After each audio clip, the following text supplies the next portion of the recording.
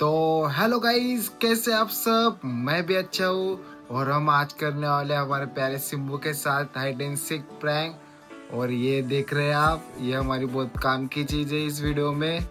और वो देखिए, आप देख रहे होंगे कि सिम्बा सोया हुआ है, लेकिन हमारे सिम्बू महाराज अभी चार्जिंग को लगे हुए। और थोड़ी देर बाद देखना कितनी धमाल मस्ती करते हैं।